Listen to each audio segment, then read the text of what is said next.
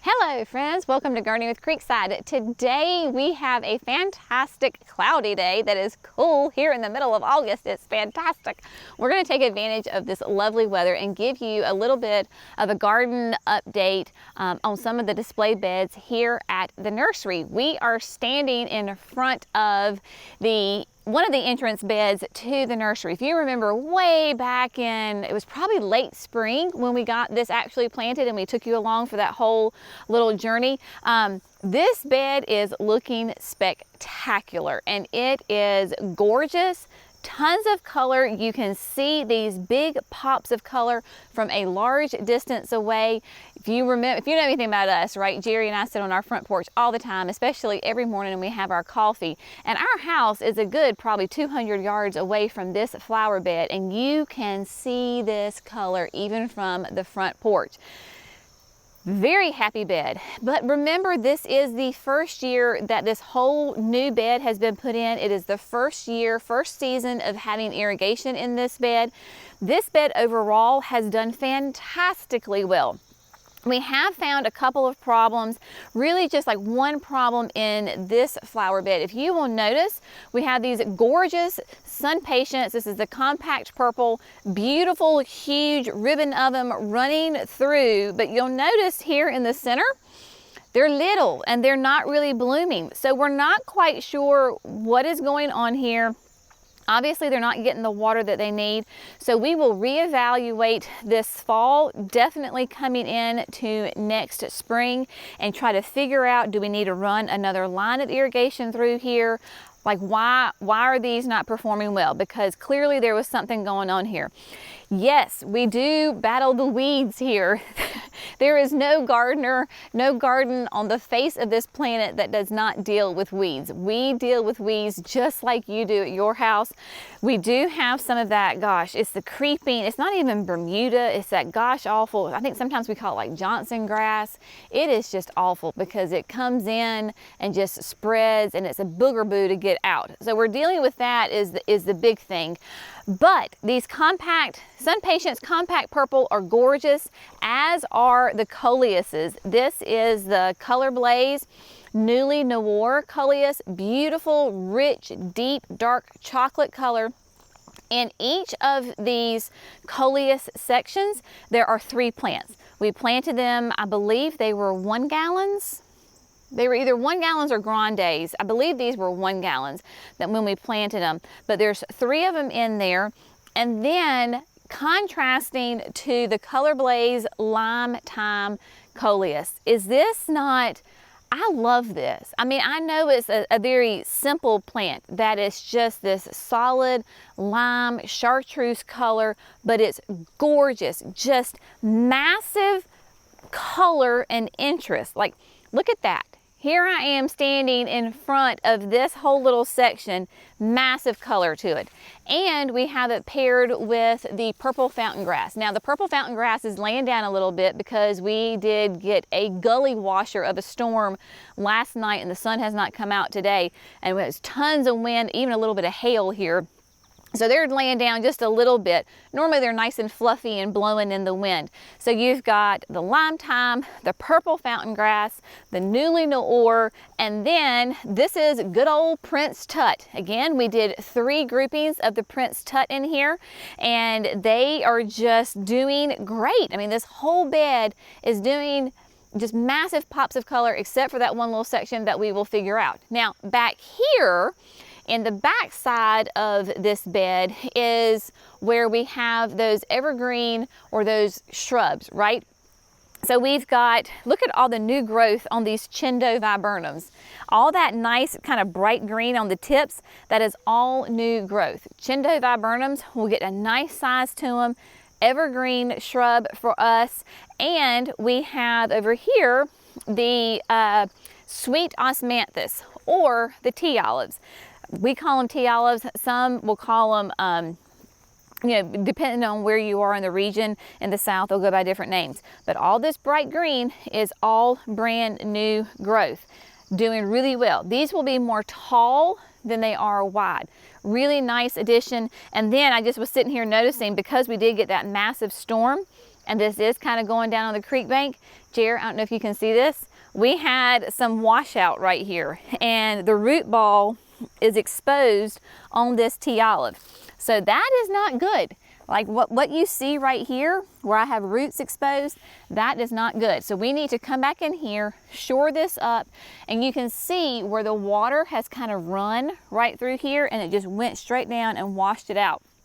So maybe we decide to come in here and put some like decorative rocks, like big boulders, to kind of slow this water down. But this is why it's so important for you to come through and do your weekly, on a regular basis, garden tours, that you're looking at your own garden. Because if I did not find this and we got really high temperatures and lots of sun and no rain, this is going to be dead really fast. So go in there and look and evaluate your garden, see any wonderful successes, also find some problems that need to be addressed. So I do want to show you, because I'm all about being real here at Gardening with Creekside. You know that I share my wonderful successes with you, and we show our not so pretty areas as well. We have a not so pretty area right over here. When we planted these two beds, this is the entrance to the nursery. These two flower beds were planted the exact same way at the exact same time with the exact same plants. Can you tell? Can you tell what the problem is, folks? Yeah, you see a little bit of the purple impatiens up there at the front, but I don't have anywhere the growth and the pop that I do over there. We've known it for a while that we had something was wrong with the irrigation. In all honesty, flat out, we were just too busy to come over here and try to problem solve and figure it out. We're too busy, short-staffed, and Jerry and I were pulled into 1,000 different directions. And whenever we remembered, oh, we need to check on that irrigation, it was always at the absolute wrong time to do it. We have found what the irrigation problem was. Turned out it was a really simple fix. The irrigation just got kinked, and so it was cutting off water basically from the flowers all the way down. And so live and learn, right? Again, if we had, come out here early on and really made the time to come out here and figure it out, then this side probably would look just as equally as gorgeous as the other side. It's life, they're flowers. I'm not gonna get that torn up about it. The irrigation is fixed. We do still have plenty of growing time left in the season, so hopefully they will start to put on some growth. Not that they will look as massive and as gorgeous as those over there, but I just wanted to show that to you. It could have been really easy for us to kind of skim over that and not show it to you, but that's not real life, and I want to show you, like I said, successes and not so successes here at the nursery. Now what we're going to do is we're going to head across the creek, do a little update on the sunflowers, and then show you some fantastic things in the trial beds. Here we are, just literally right across the creek from where we were standing, and this is Jerry's inspiration bed for this year, because this was his whole idea, was to create this flower bed full of the Suncredible Saturn sunflowers. These are the reblooming sunflowers from Proven Winners. We have Suncredible Yellow, which is just a solid yellow, and then Saturn, which is what we have here, which is a beautiful bicolor. We planted these, again, it was late spring. It was right around that same time that we did the other bed. These were 1 gallons that we put in here to give you an idea of the size. There's probably 30 or 40 plants in here. Nice, huge, really pretty color to them, lots of impact. Now, right now, we like to come through and deadhead these once a week, and it is that time, you're catching us on the cycle of right before we come in here and deadhead them.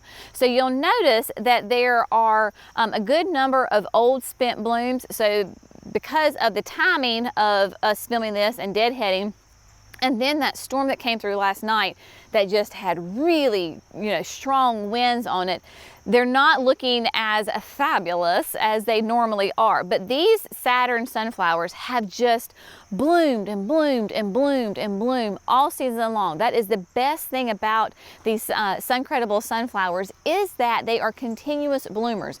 And the more you cut them, whether it's for cut flowers and make bouquets or you're deadheading, the more you cut, the more flowers come out. Japanese beetles don't like them, the bugs don't like them. The only thing that they have been using as food is the time-release fertilizer from Proven Winners.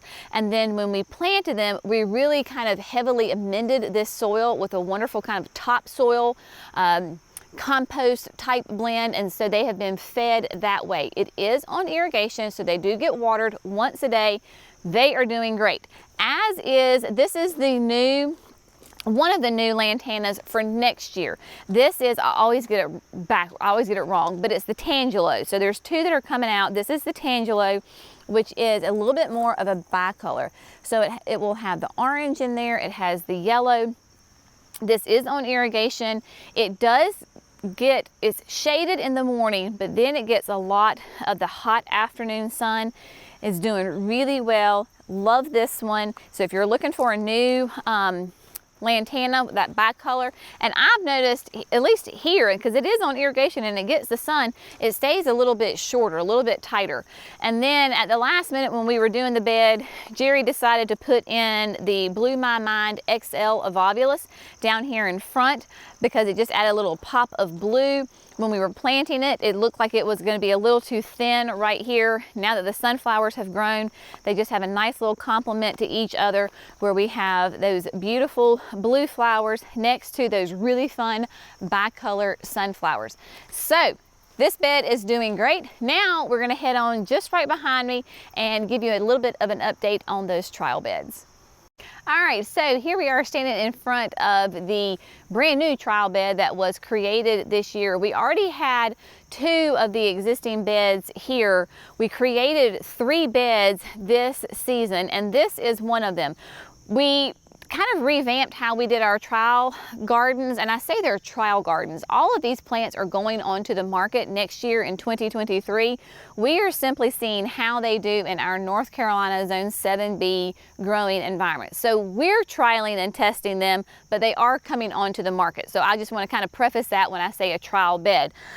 So this one has a mix of some shrubs, perennials, and annuals all in this bed.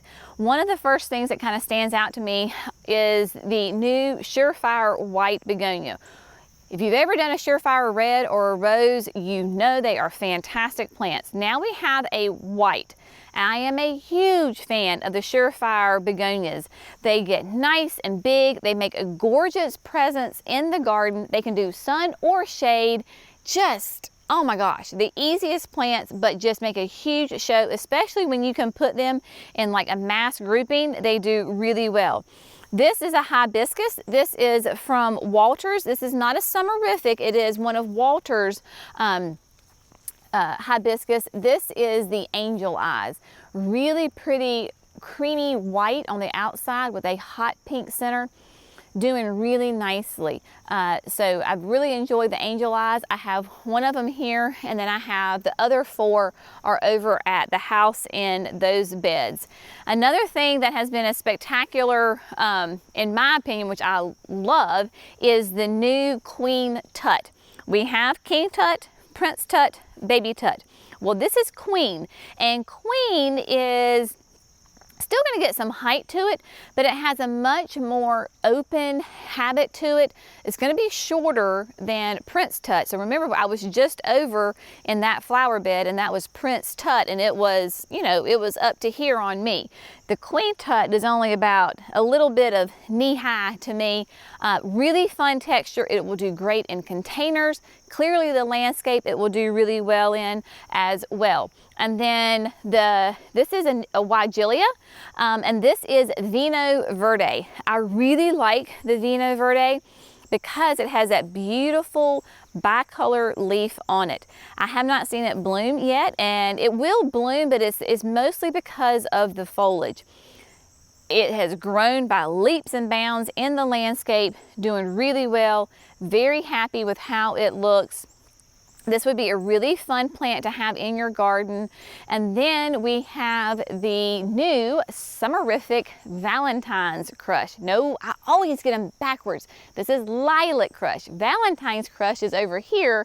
That is red. That is Lilac Crush. Really soft, lavender colors on it. I have one here. The other ones are at the house along the patio, and they are nice. So the crushes, both the lilac crush and the Valentine's crush, which is over here, they will get to be like 5 feet tall. So they're going to be 5 feet tall, I want to say 3 feet wide, something like that.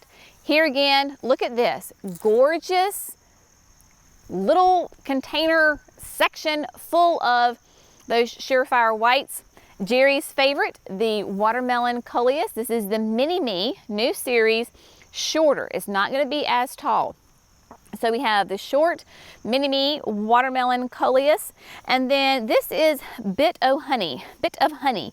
Bit of Honey is a perennial that will do those really nice, big, fat blooms on it. Really happy, has that variegated leaf to it. There's nothing wrong with the leaf. It is supposed to look like that. So it is really nice in there. This is the Valentine's crush. You can tell because it's that beautiful red. You can come in, and if you want to, you can deadhead your summerifics. It certainly makes them look pretty. So if you're going to take some pictures, you know, go in there and clean it up. But nice, big, huge, fat red blooms make a nice big statement in the garden. I have 2 of these in the backyard, and they are gorgeous. If you're looking for a ground cover and you need something quick and easy and you're not sure what to use, well, may I suggest to you the new the new climbing sweet potato vine from Proven Winners. This is the new Upside series. So there is the lime, and then there is the black, which I always get the names mixed up. It's like coffee. Anyway, these suckers will grow and spread out. So you can see we have this as a ground cover. We have it climbing up this. There's like a trellis in here, and then we have the black on the ground over here. So this is a fantastic way. Sweet potato vine, wonderful ground cover. Not only will this climb out, you got to be careful because it will climb your other plants. I'm going to use the black one next year to cover up on our garden shed, which used to be our chicken coop, and that was the chicken run, and I still have the chicken wire growing up the side or holding up the side. This will be absolutely gorgeous behind the tea olives. So I'll have my bright green tea olives, and then I'll have this black sweet potato vine climbing up the side of the building to hide, you know, the mower and all the kind of the unsightly things that we have to, you know, equipment that you have to keep. Really fun on that. And then this is also the new Surefire begonia. This is the red one, cherry cordial cherry, really deep, dark bloomed foliage on it rather, with those really bright red blooms. This is going to be another fun one to have in the garden. We do have the Surefire red, but it has green foliage. This one has a gorgeous black foliage. Really nice. A lot of people always ask what this is. This is coffee cups, and coffee cups is an elephant ear from Proven Winners, and it's called coffee cups because it has these beautiful dark black chocolatey stems on it, nice deep dark veining, and we have had rain. So if Jerry shows you right here, I'm going to show you what happens when it fills up with water because they have the upturned leaves, and when they get full, the leaves will tip and down it goes. So all of these have lots of water in them. We've even found like little tree frogs inside of the leaves. This coffee cups was sold as an annual, and we sell it every spring in a grande size container. When Proven Winners sent us this as a new introduction for the following year, it was a grande size container. It has faithfully come back. This is the 3rd or the 4th year that we have had it in the garden. I don't do anything special to this thing. The first year after we had it in the trial garden, I said, well, we're going to see what happens, right? We're going to see if it comes back. We had a hard freeze. All of this was killed, so I just came in with clippers and just cut it to the ground and left it alone. Did not add extra mulch. I did nothing special to it whatsoever, and it has faithfully come back like this every single year. I like coffee cups because the mound gets bigger, but it's not crazy invasive where it sends out runners everywhere and you get it all in your garden. So this is a very well-behaved elephant ear, gorgeous, fun interest. The more water you give it, the more it will grow. Not on irrigation, but clearly it loves this spot and is just very happy. I have no plans on moving this out anytime soon. We're just gonna leave it here and let it go. But the whole trial gardens are doing, for the most part, we're doing really well considering this is middle end of August and none of this is on irrigation. If it does get water, it's either by the good Lord with the rain or we have to hand water it. So all those things considered, I think it's doing really, really well. There's one more area that I want to show you. I want to give you an update on Frannies Hydrangea because a lot of you have asked how she is doing. If you will remember back in, I'm just saying late spring for everything because that just sounds like about right. We moved what I have dubbed this as Frannies Hydrangea. Frannies Hydrangea was at our house. It's where in the shade bed along the driveway in the house. I call it Frannies Hydrangea because my college roommate Francesca, who we affectionately call Franny, gave it to us as a housewarming present when we moved in our house almost 18 years ago. She had gotten it, like, you know, you'll go to like the florist or the grocery store and you'll buy that little cute, pretty little potted hydrangea. It's about a 1 gallon size hydrangea. It had no name tag on it, so we never really knew what it was. So I just called it Frannies Hydrangea. It did great for years, beautiful lace cap blooms on it. The best we can figure out is that maybe it is a Fuji waterfall hydrangea, not quite sure.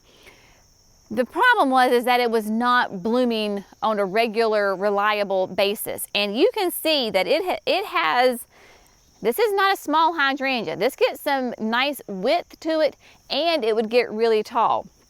So because it wasn't performing at a high enough standard for me in that prime location, decided to move it. So Jerry got the bobcat, we dug it up, brought it over here right beside the pond and planted it here. It gets morning sun and then it's in the shade in the afternoon. When we brought it over, it was literally bare sticks. It was just this massive root ball with bare sticks over it. This is the growth that we have for it this year. I really seriously doubt I will get any kind of blooms on it this season, and that's perfectly fine with me because overall it is a very happy, healthy plant. This is not on irrigation. I think I've watered it maybe one time and that is it. Of course, when we planted it, we used lots of good land and seed compost and did a nice thick layer of mulch to retain the moisture. But the leaves are gorgeous. I don't have any kind of fungus on it, no bacteria. I mean, just really beautiful green glossy leaves. So I am very happy with how it is doing for its year, considering that no matter how much you try, you're going to leave some of those root system back in the ground. So that it is alive and is this lush and this green and still pretty much this size. I mean, it is every bit of 3 feet, if not 4 feet wide and 3 feet tall. Very happy with it, but a bunch of you have been asking how Franny is doing. So there is your update for Frannies Hydrangea. I'm going to pan just a little bit and pivot so that you can see kind of in the relation where Franny is with the trial beds behind me. The pond, this is a spring-fed pond that is here at the nursery. We've been working on cleaning it up on the edges and to keep those noxious invasive weeds out of it because we would love to come in here and landscape this along the edges. So that is the pond, the trial beds, and of course the nursery behind us. But anyway, I hope you have found this video fun and informative. Those updates here mid-August in North Carolina on this wonderful, cloudy, unseasonably cool day here. As always, we greatly appreciate you. Thank you so much for gardening with Creekside. We will see y'all in the next video. Bye, friends.